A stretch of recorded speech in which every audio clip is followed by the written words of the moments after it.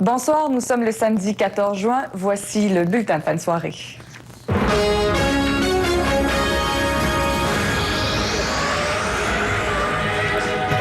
place pour Jacques Villeneuve. Le mauvais temps n'ébranle pas la ferveur des amateurs de F1.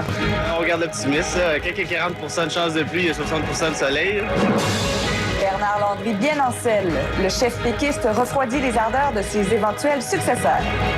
Je reste. Et je vous dis que j'accède à la demande que vous m'avez faite. Cuisante défaite à déquiste, Mario Dumont prend une part du blâme. Ce qui est extraordinaire, c'est qu'on va se présenter avec une longue liste de choses à ne pas répéter dans 4 ans.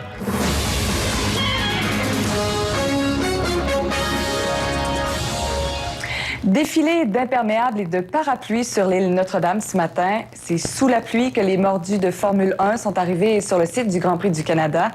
En plus, le pilote préféré des Québécois, Jacques Villeneuve, n'a pu faire mieux qu'une 14e position lors des qualifications. Mais les fans de course automobile ont fait contre mauvaise fortune bon cœur et les 85 000 d'entre eux qui ont franchi les tourniquets avaient vraiment l'esprit à la fête. Marie-Christine Bergeron. La pluie était au rendez-vous ce matin à l'île Notre-Dame, tout comme ses inconditionnels de la F1. Dès 6 heures, ils se sont agglutinés sous le chapiteau à l'entrée du site. Les bouchons pour les oreilles n'étaient pas très populaires aujourd'hui comparativement aux survêtements de pluie. Malgré l'absence totale de soleil, il y avait plein de couleurs dans cette marée d'amateurs en quête de sensations. D'abord, le festival des parapluies. On a eu droit aussi à une parade d'imperméables de toutes sortes. Comme quoi, les nuages, la pluie, le temps frisquet n'ont aucunement miné le moral des spectateurs.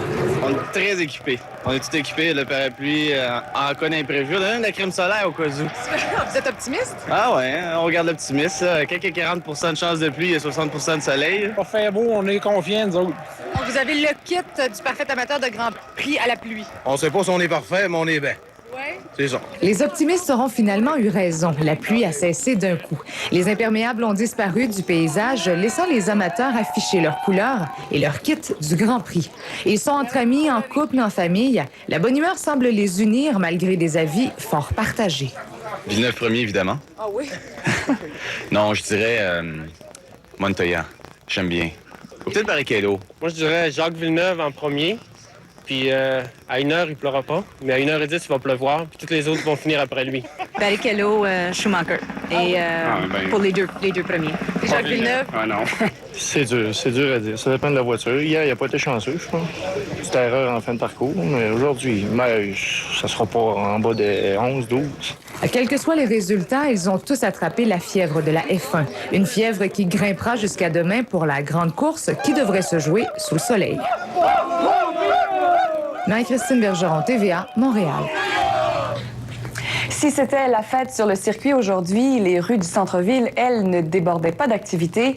Le mauvais temps en a découragé plus d'un et les commerçants en subissent les contre-coups. Ils sont plusieurs à le dire, les affaires seront probablement moins bonnes cette année. Nathalie Roy.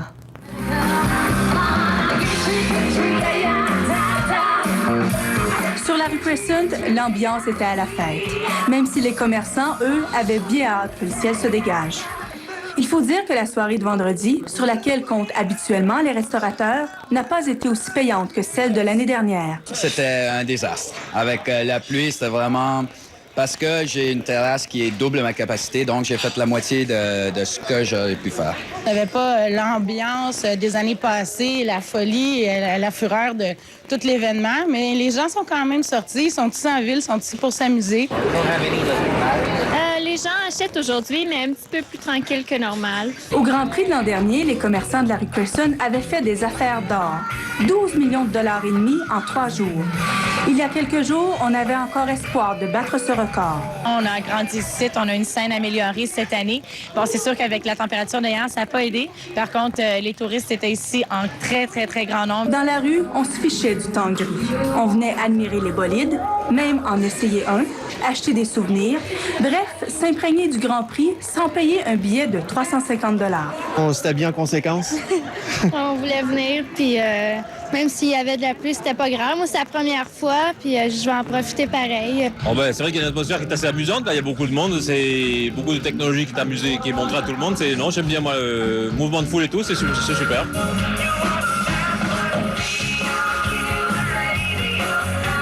rien pour arrêter la pratique générale du groupe Body Groove en spectacle sur la rue Crescent.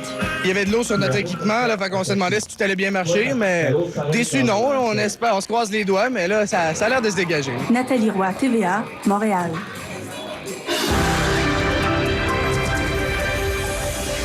Alors, Lynn, vraiment, les commerçants doivent se demander si demain les affaires seront bonnes. Les pilotes se demandent s'ils vont courir sous le soleil ou sous la pluie. Le verdict? Ça va être très, très bien demain.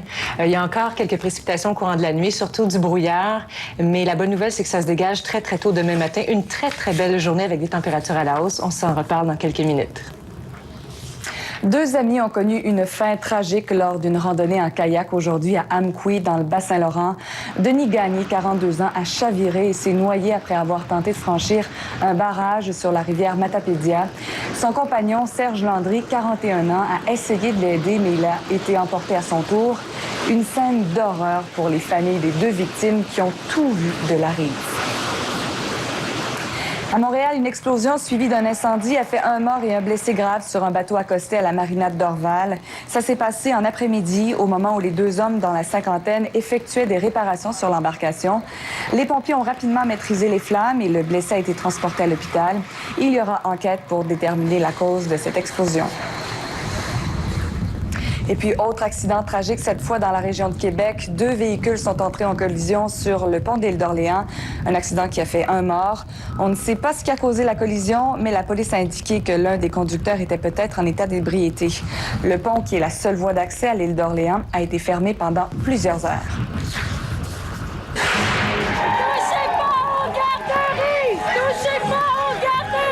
Ne touchez pas à nos garderies. Des milliers de manifestants lancent un sérieux avertissement au gouvernement Charest.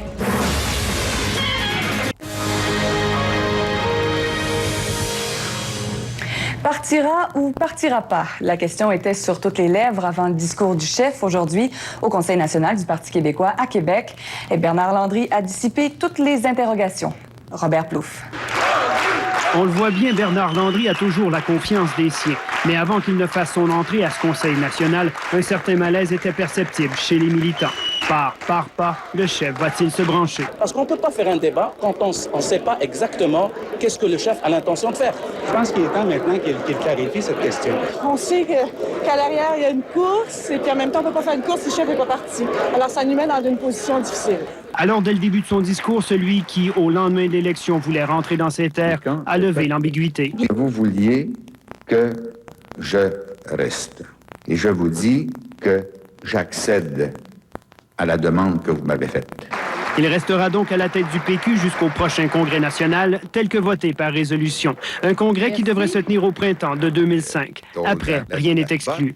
J'ai la conviction d'être la meilleure personne pour mener le Parti québécois au pouvoir et le Québec à l'indépendance, je le ferai volontiers et généreusement. Puis si je n'ai pas cette impression, je m'en irai chez moi. Et s'il choisit de rester chez lui, c'est que le parti aura eu le temps d'organiser pour l'automne 2004 une course à la direction. Et justement, les 2 candidats en lice lui laissent pour l'instant la pole position. Je vais respecter son choix. Vous savez, j'ai toujours été loyale envers mes chefs. Vous le savez, j'ai jamais tenté d'organiser quelque opposition que ce soit. À partir du moment où il dit qu'il reste, il n'a pas à dire jusqu'à quand. Je pense que s'il disait jusqu'à quand, il y aurait un risque de se retrouver dans une situation comme M. Chrétien où finalement, le chef perd d'autorité. Dans l'immédiat, Bernard Landry invite ses troupes à un brassage d'idées sans précédent. Mais il met ses balises. Pas question de redéfinir la souveraineté, c'est du temps perdu. Le Parti québécois est voué à l'indépendance et rien d'autre. C'est un parti progressiste et doit le rester. Le chef du Parti québécois estime que le temps est propice pour cette vaste réflexion. Le nouveau gouvernement libéral leur facilite la tâche car il se livre, dit-il, à un véritable derby de démolition. Pour M. Landry, un nouveau cycle commence, les menant, espère-t-il, vers une reprise hâtive du pouvoir. Et si on redevient le gouvernement, ce ne sera pas pour se consacrer à un État provincial. Ce sera pour faire naître rapidement un État national. Robert Plouffe, TVA, à Québec. 2 mois après les élections, Mario Dumont, lui, a fait son mea culpa devant ses militants aujourd'hui à Trois-Rivières.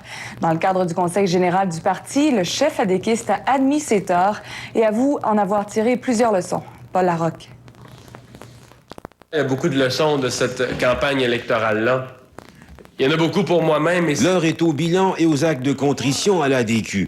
Mario Dumont, lui, aimerait tourner la page et promet de reprendre le bâton du pèlerin et de visiter les 125 comtés du Québec pour remettre l'ADQ sur pied. Mais il avoue aussi ses erreurs, entre autres au niveau du message que l'ADQ n'a pas su expliquer aux électeurs. On a probablement fait pas mal de choses qui n'ont pas fonctionné ou un certain nombre d'erreurs. Ce qui est extraordinaire, c'est qu'on va se présenter avec une longue liste de choses à ne pas répéter dans 4 ans, et ça va être un avantage concurrentiel extraordinaire sur nos adversaires.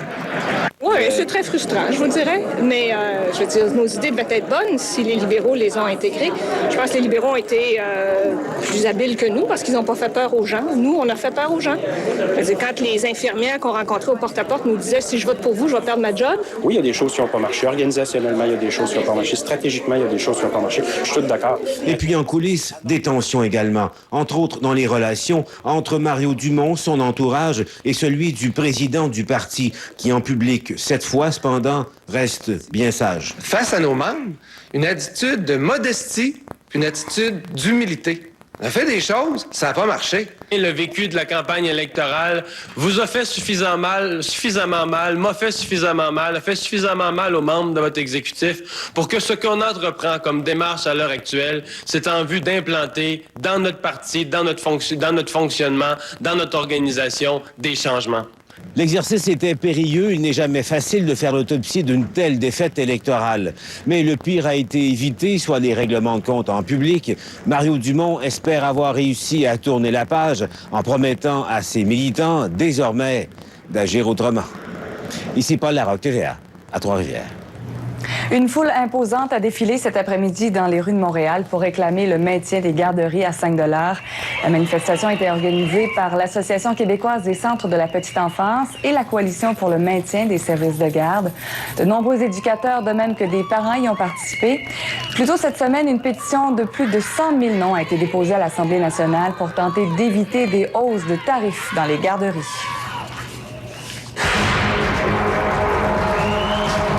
Succession de Jean Chrétien, les aspirants ont croisé le fer pour la dernière fois.